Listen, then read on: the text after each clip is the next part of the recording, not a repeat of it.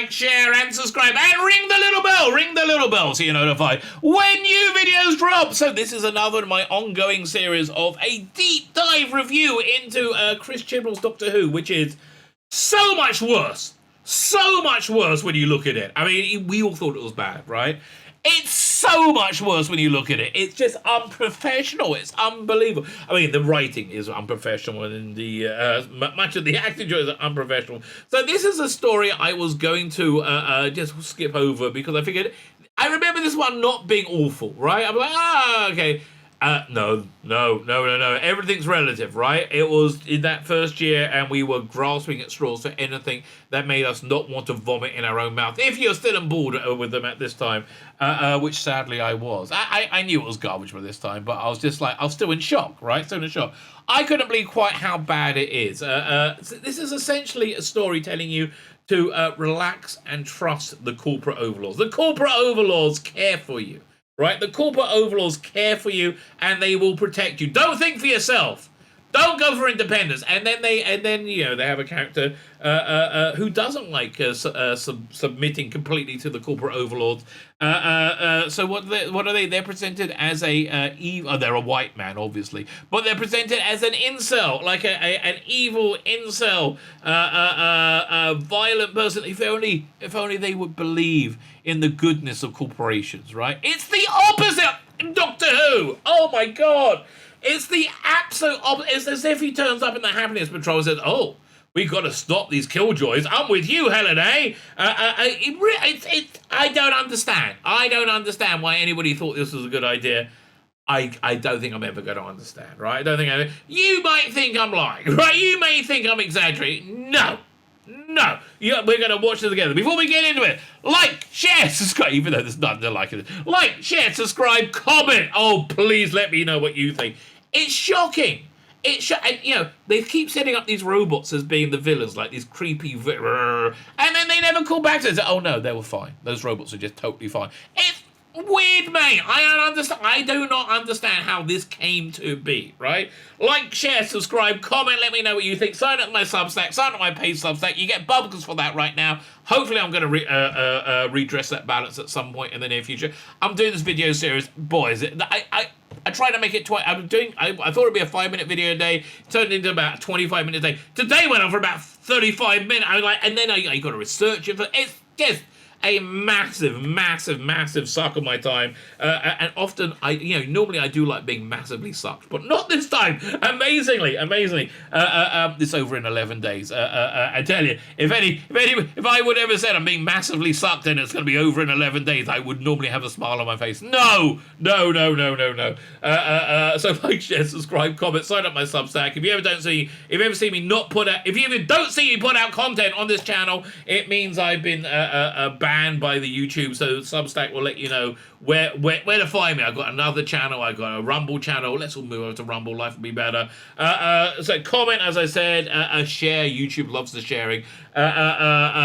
Sharing is caring, baby. You know what's not caring? This awful episode. This awful episode is nothing about caring whatsoever. It's just turgid. It's turgid. It's awful. It's horrible. This was from a live stream I did on May the 24th, 2022. For my sins, I have suffered with it. So now, so must you. Listen. What is a diversity hire? What isn't a diversity hire, right? A diversity hire could well be, I believe, if Sugun and Kula was named Roy Smith, and it was a white gentleman living in Clapham, he wouldn't have got a look into the job, right? That's why I don't think Christian heard his music and went, wait a minute, that guy is perfect. Is that guy's name Ron Smith, and is he a white guy lives in Clapham? Not that it what bad. Oh, what a stroke of luck! What a stroke of luck. I mean, for me, because I no reason. So this is a fascinating episode.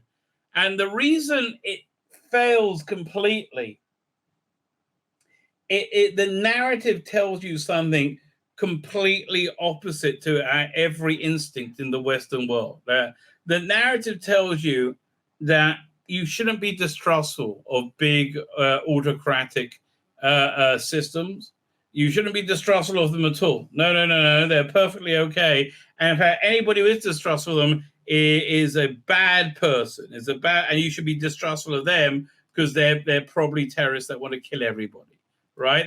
That's it's a bizarre episode that tells you the exact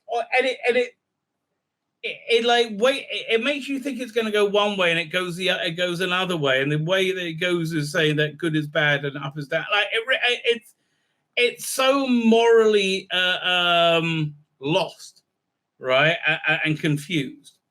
Much like this side, rum ba dum blah blah blah. Everything looks like a cervix. We know, rum ba da Doctor. Woo! Nicky Wilson producer. I like the little swirly bit. Boy, that bit's kind of fun. Kerblam, written by Pete McTeague. Keep him bloody away from the bloody series. He knows not what he's doing, this man. He is prick good. He is a prick Godol. Prick Godol. A Godol means big. He's an authoritarian. This is one that shows an evil, faceless corporation, and really they're good, right? It's good to be. It's weird.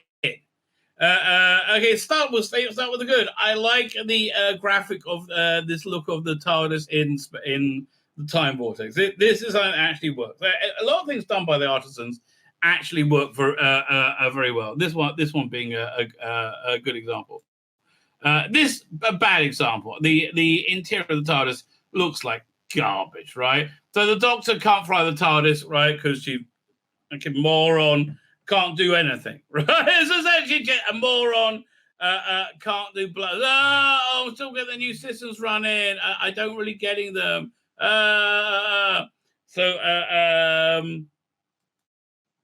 And she's like, oh, is it? And I read it's like my daughter is also kind of like this, and she thinks it's funny and endearing to act like a little baby, right?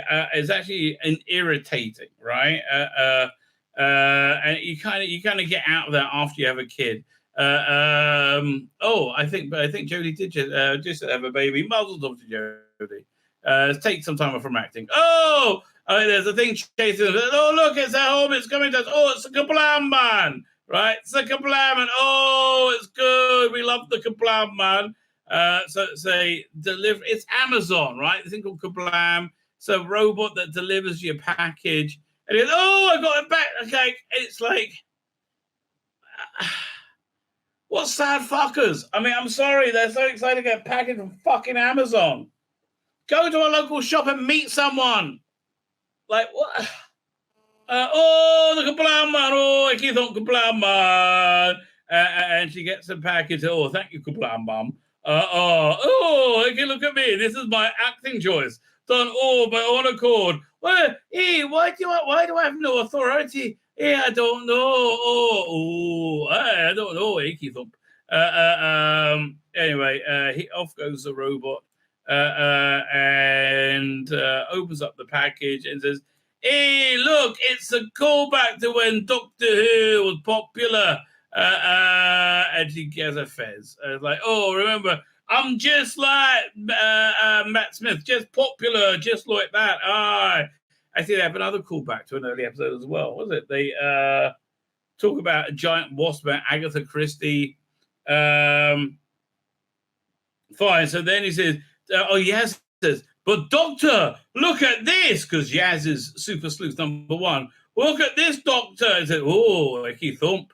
It says, help me on the packing slip. He's like, there. No, that's just people mucking about. I've done it all the time. I was like, weirdo. And Yaz says, but maybe it's not. We got to go and help them, Doctor. You bug them. So the Doctor says, okay, let's go to the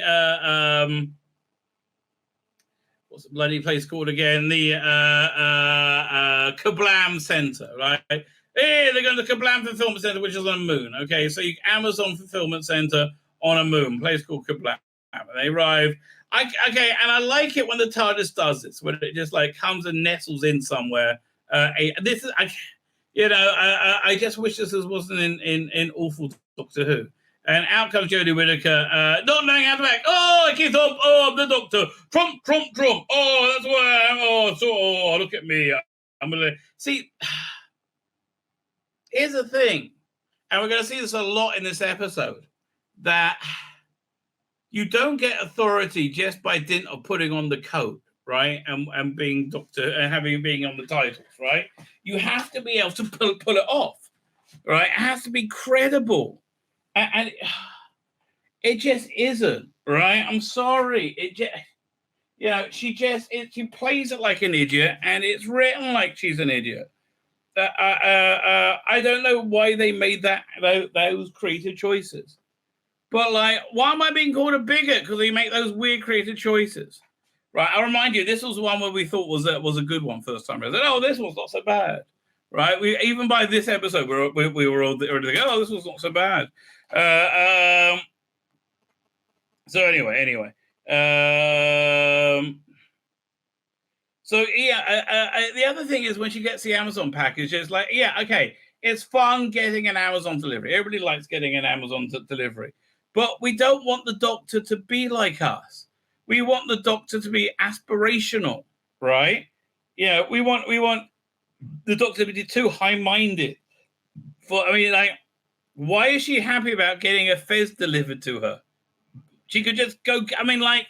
It's so stupid. It's so little. It's so small, right? It's not what I want the Doctor to be, right? Anyway, so they're here at Planet Amazon, and Ryan looks around and said, "Yeah, I think I'm back at work." So she said, "Oh yeah, look, I've got a cunning plan. Look how this is a parody." Right, this is just a parody. Like, oh, I've got in place. This is like the two Ronnies put a skit version on. You know when they did The Worm Has Turned, right? Where women had become the dominant, right? And men were at home wearing dresses. So in a bizarre version of Doctor Who in that universe, this is it. This is that. So I say, oh, we're gonna go sleuthing. Yeah, we're gonna find out. We're gonna pretend to be new employees, right? Off she goes, trump, trump, trump. There it goes.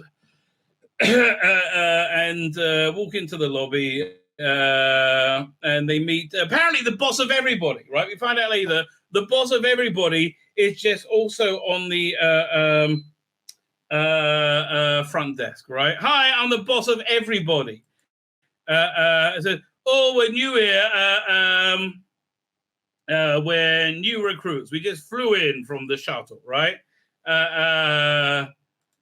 says, oh, I don't know of anything. So he shows her the psychic paper, and as she's looking at the psychic paper, look at her stick her tongue out. Just what the fuck? Like what? Why is anybody surprised you aren't taken seriously, you silly cunt? I mean, really? For God's sake, look at this. So she puts her name on the list while she's looking at the psychic paper, which says they're friends of the Queen, and she's, oh, very good, very good. So, so he says, Stefan said, oh, look, we are here, right? So I said, okay, we're going to split up and we're going to investigate and we're going to find out. I said, oh, look at that! You want to? And she's somebody famous. I don't know who she is. She in Corey or something. I don't really give a shit. Pick it, click it, kablam it. They're still clicking it in whatever century this is. Okay, fine, whatever. Fine, whatever. That's it. I'm being nitpicky there. So they get taken off to their work assignments, and the boss of everybody is now giving them the orientation as well. She's a person on the front desk. And she was also given the orientation for new employees. This guy, who's clearly famous, says hello to the robots and says, hello, Jim. And Jim says, we appreciate your attempt at levity. Right.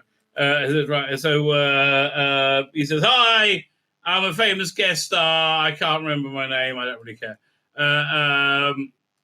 So and then in the background we see the other guest star, of course. It's just this thing is so cheap on second glance. It really is.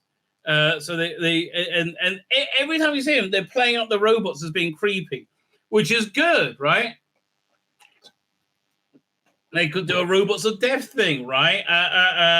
Robots could be creepy. No, I don't think of that.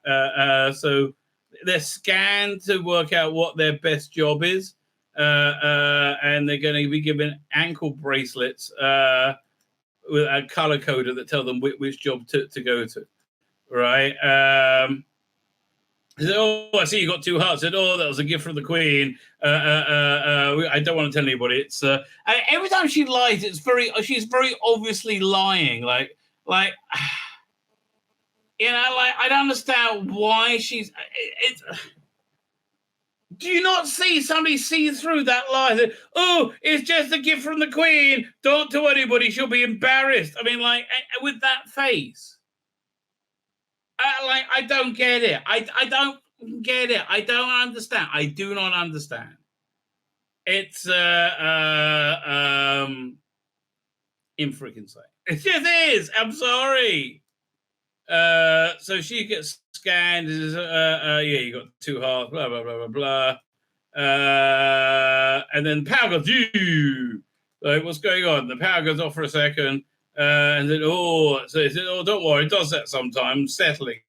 And they ask these questions for everything. Look how obvious it is, that she's pumping for information, and she's like, "Oh, I'll just tell you everything because I just who I am." So, one gets purple, one gets this color, one gets that color, and they got to go to the doctor wants to go to the packaging because that's where the packaging slips are. Because she wants to find. Remember, back in the past, at the beginning, she wanted to find out where Lee Mack, right? That's the guy's name.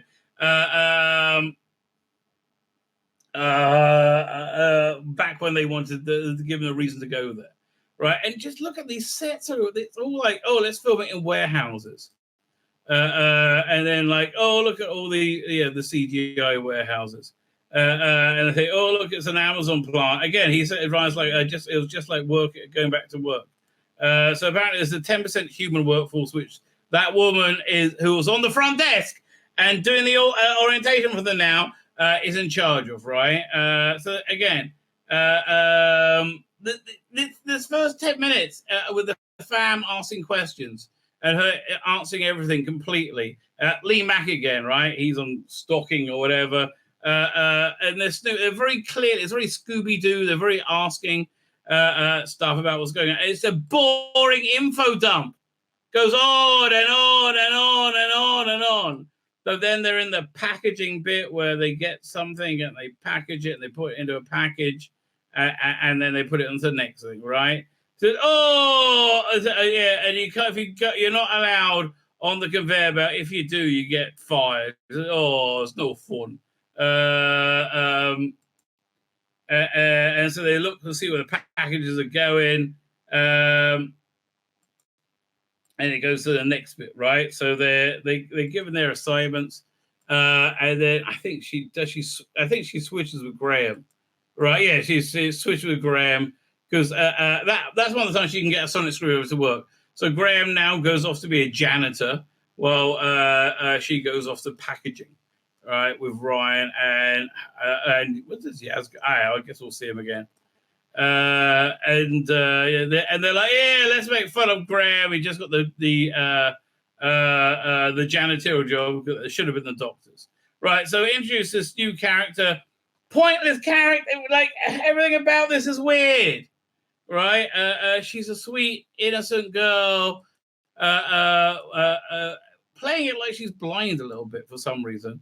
And she's showing everybody the ropes, and she's super nice, and she can't afford to go home, and she's never had a present. She had a present once in her life, and you get a feeling that she's a have-not, right? And the robots are watching them constantly. And what this is doing, you're thinking they're setting it up, right? Setting it up to go, how awful it is that you have these haves and have-nots, right? They have these overlords, and you have these the underbeings. No, they're setting up to saying that's right. Don't fight the natural order, right? Don't fight the natural order. So she talks about how great it is to be sending packages to people. Like she imagines their faces as they get things, right, and they lighten up, right, and she says she only got a gift once. She doesn't have any parents, but she can just imagine what it's like.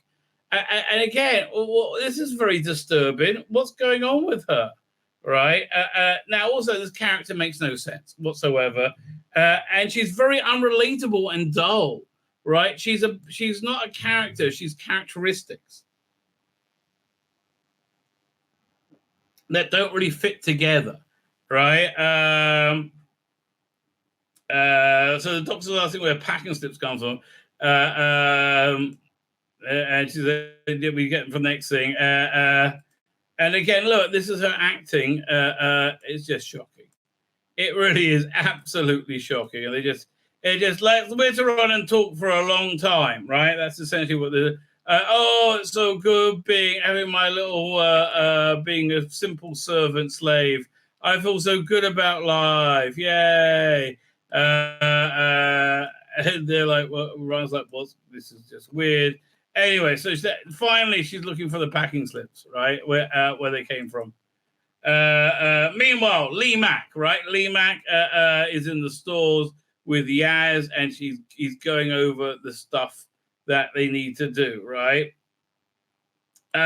Essentially, the people work there are slaves.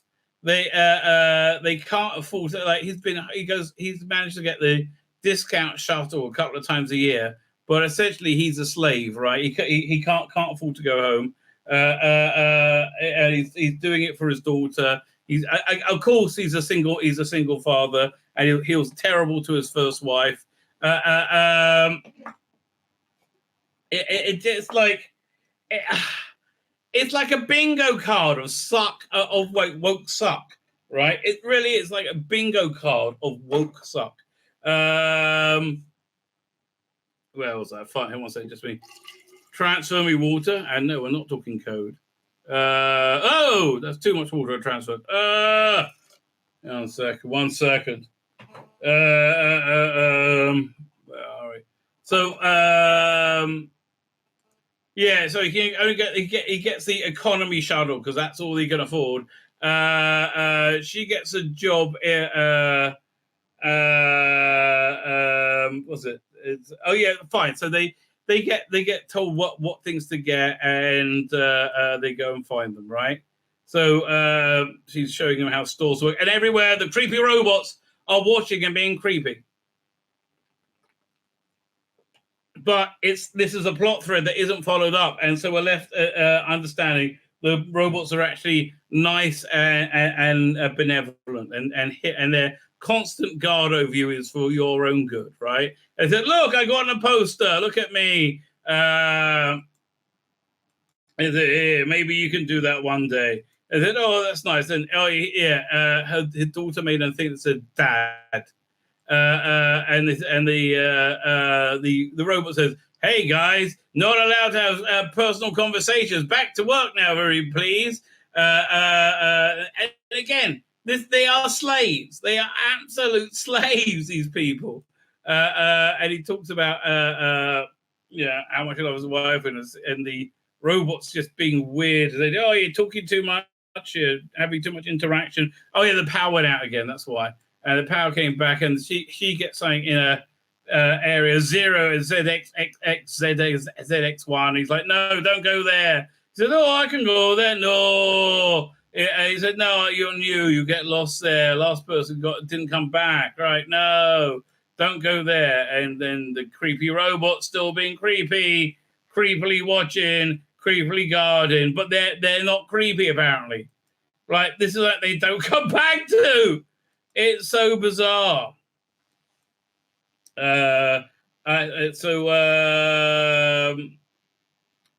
Fine. So yeah, back over here. Then the toxic white man comes in, who also turns out not to be a villain, right? But right now he's like, "Oh, look at you, can hardly think. idiot girl.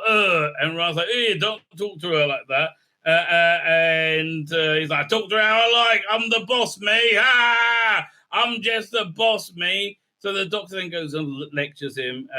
Says, hey, you sure? Don't talk down to me. It's a bad thing. You're a good employee. Look at her. Good employers don't do that. Now, do you know, good managers see if their staff are not happy or they're worried about something. Are you a good manager? Have you noticed anything? He's like, what the hell's wrong with you, you weird bitch? Like, okay, look at this. Oh, look, and she's like, what? She just assumes that she's scary, but she's not, right? And he's like, oh no, oh, let me give you a nice talking to, nice mummy talking to. Oh God, I hate this stuff. Look at this.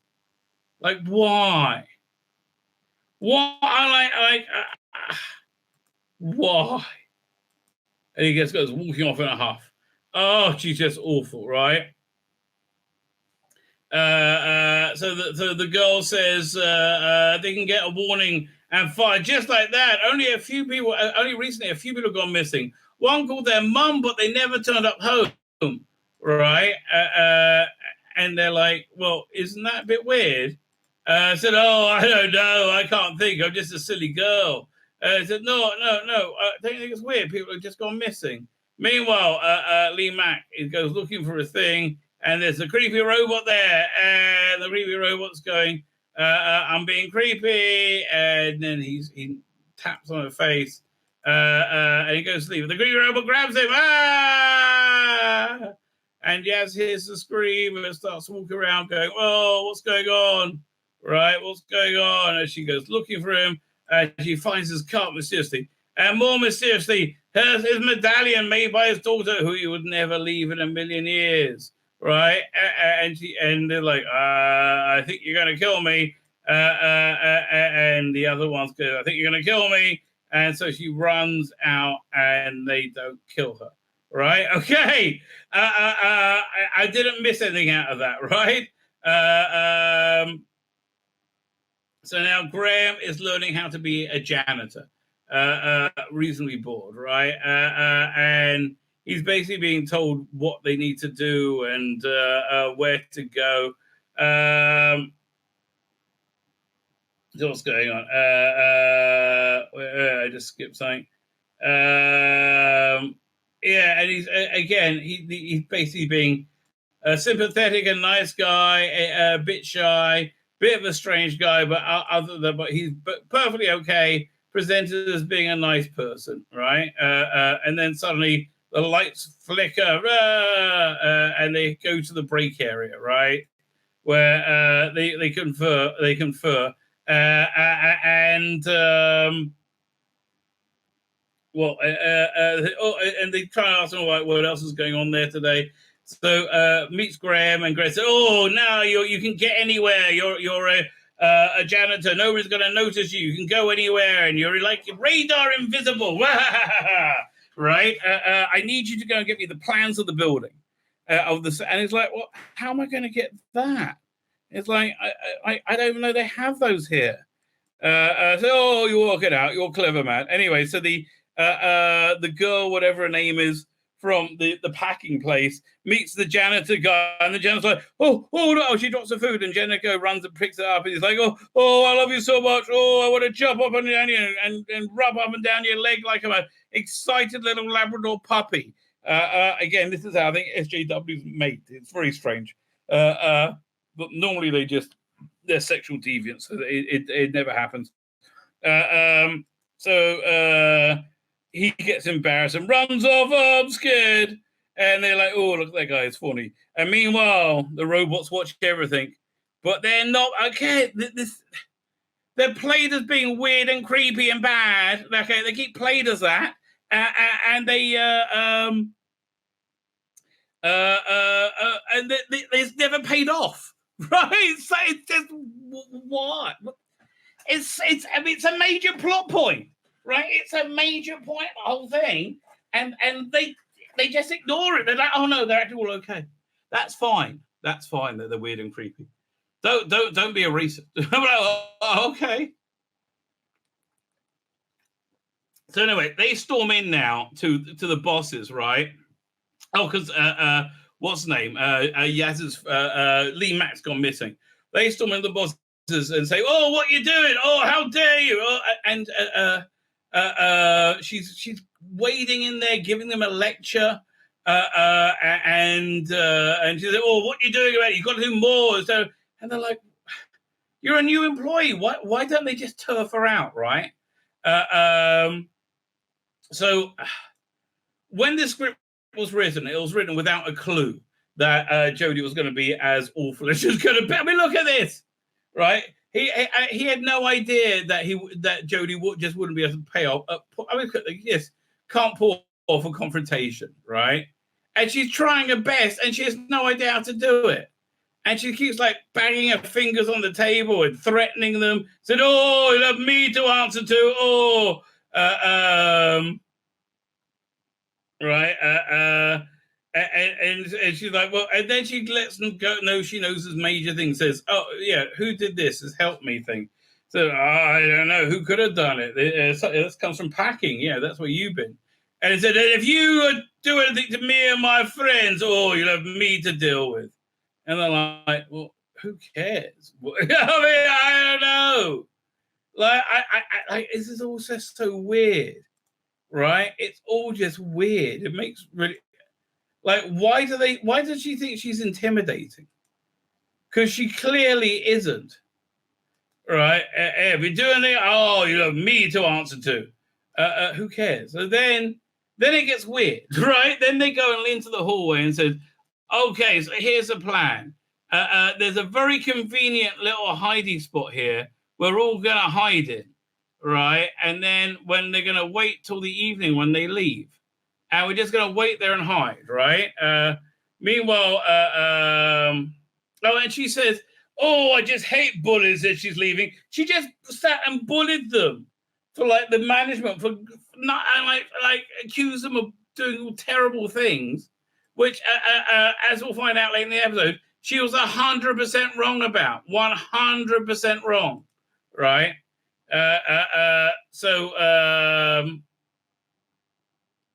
They talk about, Graham talks about the girl, and he said, well, how do you know I liked her? It was a bit obvious, wasn't it? And he said, oh, do you know what we can get, if I can just get, first he talks about how wonderful the girl is, right? And he says, if we really helpful, I'm old, so if I can get a plan of the building, a diagram of the building, I'll be able to learn it, and I'll know how to get to places quicker. Said, oh, no, we can go, in the foyer, there's a museum of Kerblam. They have, like, why would they have a plan of the building there? And it's like, okay, they just go, he breaks in and he takes the plan, and he's like, okay, let's take it right to the doctor. Meanwhile, the creepy robots are creepy, and this is a plot point that's never returned to, right? They believe in the plot point. So Dr. Yaz and Ryan break into the office. It's nighttime. And they say, if everything's automated, why does he have a clipboard? And why does he have a filing cabinet?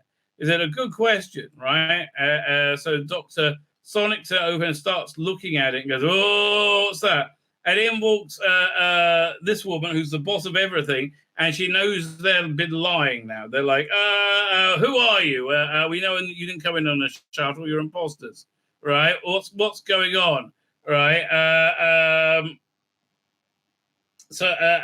basically get caught out a bit of being completely fake liars, right? It said, no, we were telling the truth. We really are investigating. Oh, we're investigating.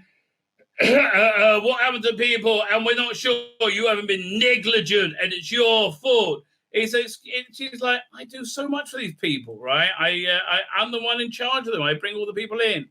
And said, oh, well, then look at Mr. White, bad man. He's got a list of all the people who's gone missing. She's like, well, this is weird. Like, this is weird. What's going on with that? He said, here, how can you not know? You're a liar. He's like, well, no. And then suddenly the lights go off, and they're like, well, is that another power shortage? And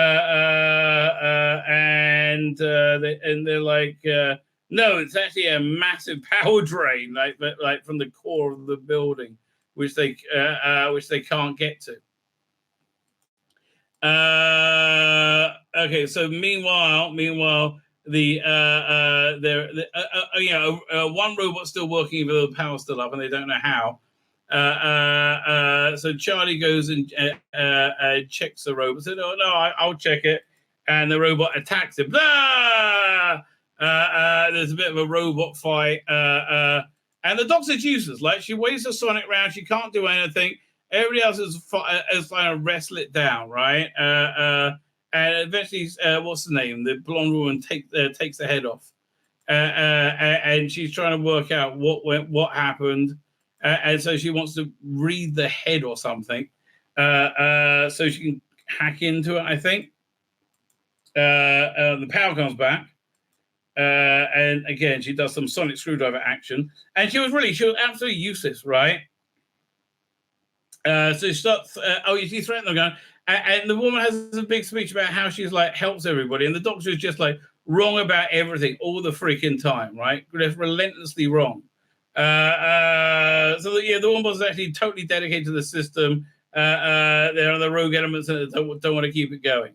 So the doctor said, if I just could get the original rulebook code, I'll be able to see what happened to the robots to know what hacked them.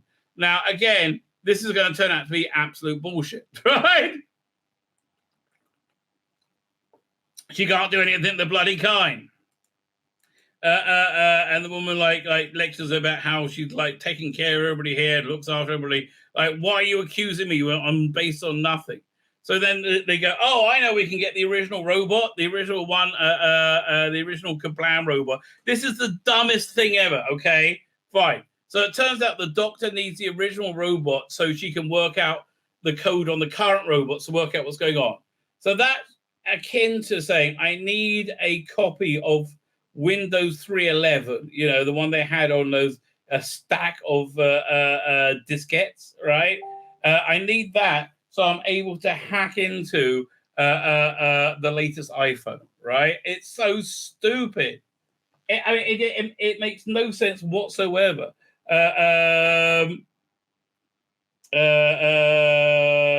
was I going to say? Oh, that's nice. Sorry, I was just sent an invitation to another stream. I'll have to see what they're doing. Dumb beyond dumb. Like what? So this robot's like hundreds of years old. This is the first Kerblam delivery robot, so they need to hack into it. First, they need to work out how to turn it on. Meanwhile, they're being watched by evil white man. Evil white man pulls out a gun. Now, it turns out there's no reason for that, right? It's something that makes no sense in context of what happens. And meanwhile, evil robots come and say, innocent woman who looks kind of blind, you're the employer of the day. And said, well, that's really nice. Never heard of that. We want to give you a gift. It's, oh my gosh, yes, I'll love a gift. Come with us. And again, she's really happy to get the gift. Meanwhile, she's trying to hack into the robot, but it's out of power. Like, all of the Chibnall obstacles are just so incredibly dull, right? They're sort of like, oh, the power's run out. Okay, so fine. Fine. So then they have to work out how to get the power back on for the robot, right? So she can hack into the robot. So eventually, they need to get. Then they get a notification that the girl is in the basement and she's in trouble. So they're like, oh, Ron's like, oh, I know how we can get down there. And they're like, if we just go down the conveyor belt, right? We go down the chute, we should be able to get there. And they're like, oh, it's scary though, I'm scared. And they're like, oh, Geronimo. And they go, and she's brought into this room and said, wait here, please, wait here. And she's locked in, right? Meanwhile, Ryan and Yaz and whatever his name is, they're all sliding down and they're scared and like, oh no, I can't thump. And then it gets bad, like, oh, we're gonna go here, and it's just, God, it goes on forever. Make it stop. Make it stop. He falls off at one point and falls onto another one. So they jump down to try and get to him. And then the doctors finally worked out how to get power to the robot, right? God, this is boring. So her big plan is this. She's going to connect the robot up to the current computer, and that robot's going to look around there and find out what's going on. He's like, but I'm just a delivery robot. Right? That's all I do is deliver. He's like, well, you're going to find the information and deliver it to us. He's like, oh, I can do that, right? So, okay. So they go trying to get the information. Meanwhile, they're still going through the conveyor belt, and there is. I mean, honestly, I thought the doctor was going to use that robot to hack into the code so she can find the malicious code. No, that would show some intelligence and skill, right? That would show some intelligence and skill.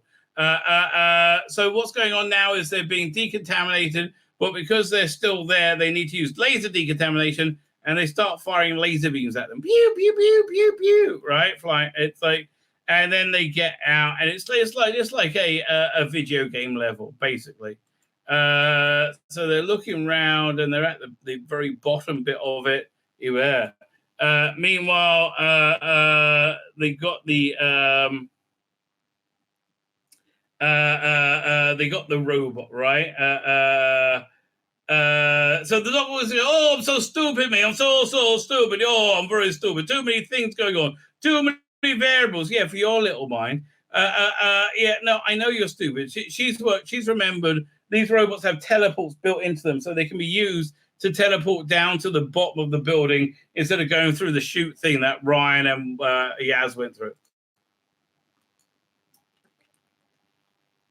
So they go to teleport, but then Mr. White guy shows up, evil white man shows up, points a gun at them, and he's like, don't move, Doctor, I've got you where I want you. And then they all teleport down together. And the Doctor is like tortures him a little bit, and makes him drop the gun. And said, oh, it's very rude, that. Oh, very rude you are, very rude. I mean, like, she can't wait to say how much she doesn't like him. No doctor was ever like this, right? No doctor was ever like just cruel and nasty, right? So then he's like, well, what are you talking about? I'm not the one kidnapping people. I was the one investigating it. I was keeping a list of it. Why are you blaming me with no evidence whatsoever, you mad bitch, right? And she's wrong about them as well. She's wrong, repeatedly wrong about everything. So they find the bands of people in this big thing of gloop, and he says, oh, I think that's the people we lost. Oh, no, icky thump. And then she walks down a corridor and sees a gazillion million robots all ready to take off, right? All ready to deliver their kablammy goods, right? Wherever they may be going. Meanwhile, what's the name? She gets a package, and she's like, oh, that must be my present. Oh, I'm excited. I like a bit of present, me. Oh, it's nice. And it's a one-way mirror, and she can't hear or see out, but they can see, and they're like, no, don't go there. Don't do that. No, don't do that. And for some reason, the janitor guy knows what's going on. She opens it up, and she says, oh, Fikira, that's the name. Who cares what bloody name is? She opens up. She's all heavy. Oh, getting a present. Oh, it's so nice.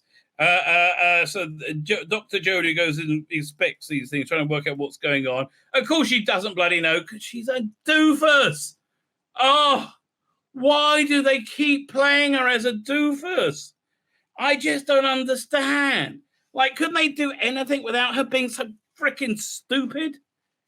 It's so bizarre. It's just so bizarre. Anyway. So she looks inside and says, oh, they've all got different packages. I can't work out. So meanwhile, what's the name? Opens up the package and there's just a piece of bubble wrap in there. So what's that for? I don't understand. And she goes and she presses the bubble wrap and bam! And no, don't press the bubble wrap. Bam! It blows up and kills her. right? And he's like, no, it's terrible, no. And he knew what was going on, right? For some reason. So he's now revealed as he starts to be revealed as the bad guy, the kind of wimpy, the incel boy, right? Of course, the incel boy. Oh, yeah, they would have had him fat, but that would have been body shaming. And along they come and they say, "Oh no, it's the bubble wrap. The bubble wrap is explosive, right?" And what's his name knows what's going on. He said, "Oh look, I got this thing, which is a thing. That's the thing that I got this thing of." Right? This was. I said, "No, don't do it." I said, "Oh, of course, I'm so stupid." But yes, you are, Jodie. We know you're so stupid. You don't have to keep telling us. But no, I'm so stupid. Yes, we know, Jodie. We know.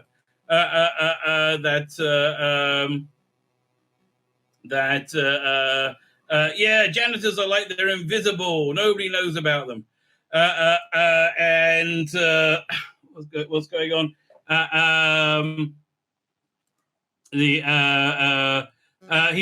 So his plan is like he doesn't like it. There's too many robots, right? Only 10% humans. It's not fair. Humans should have rights too. And like, no, you're wrong. Humans should have rights. We must trust our robot overlords. Oh, the person who sent the message to help me think was the actual computer. What's the system? It's the system that's trying to stop this guy all along, right? It's the computer's trying to stop him because he's trying to do bad things and blow everybody up because he wants them all to hate the robots. And now that's why they blew up his girlfriend or the person he loved with the robot or with the bubble wrap he's going to use to show him how wrong it is, right? And he's like, no, I think that means I still got to do this, right? Otherwise it's all for nothing. I'm going to blow everybody up. And they're like, no, don't do that, cockle. It's not the robots are bad. Systems are good. It's just people who use the systems. Oh, they're the bad people who use the systems. Oh, no, it's a system that's bad. We got to get rid of it. No, we can't get rid of beautiful socialism. Beautiful socialism isn't good. No, I'm going to do it. I'm going to do it, damn it. And he runs downstairs. And the doctor's like, oh, we got to do something. Eki thump. And he stomps on the controls, the countdown, because it's a countdown, it's Chris Chibnall. And then it was, and he said, oh, quickly, pull the head off the robot, and she reprograms it with whatever his name is, this little robot that says, make the delivery address, right? Make the delivery address your deliver it to yourselves, and then when you get the packages, then open it up and do what everybody does with the bubble wrap. Not telling them, just do what everybody does with the bubble wrap. And so they go open it up and they start, and they're like, no, come with us. It's not too late. Oh, it's too late. And they're like, oh, it's too late. And they all teleport out and leave him to die horribly because she's not a hero. And everything's miserable. And thank God the good people of Amazon have been saved. The computer's been saved. It's all good. The Kerblam people are all good. Don't question authority. And giant corporations are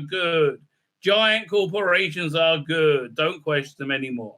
And that's why this episode sits so weirdly, right? It's so the opposite of Doctor Who. Like, I mean, it's like the opposite of the Sunmakers, right? It's like, no, they're all the good people, right? So the ad says, oh, I'm so sad. I'm a sad little kitty cat me. Why? Because Lee Mack died, and they want to give his daughter that thing, so it makes it better somehow. Or we could just go back in time and save him. No, that'll be crazy, right? They can nip right back right after he vanishes and get him. They can even teleport him into the TARDIS. Nobody would know. It wouldn't upset the web of time at all. They said, "Oh, what we'll do? We'll go to the little girl. And we'll laugh at her loss. That'll be fun." And the end. Dun dun dun. Oh, it's an issue of not understanding what heroism is, right? That's really what it is. It's an issue of having no understanding what good and evil is and heroism, right? The Doctor isn't a hero. The villain isn't the villain. The person who shouldn't be the villain is the villain. It's like the message is always trust multinational corporations because they have your best interest in heart. I don't know. It's evil how wrong this is, right? It's just evil. My name's Tzvi Lebetkin, the Rabbi from another planet. Please like, share, and subscribe, and ring that little bell. Ring the little bell so you're notified when new videos drop.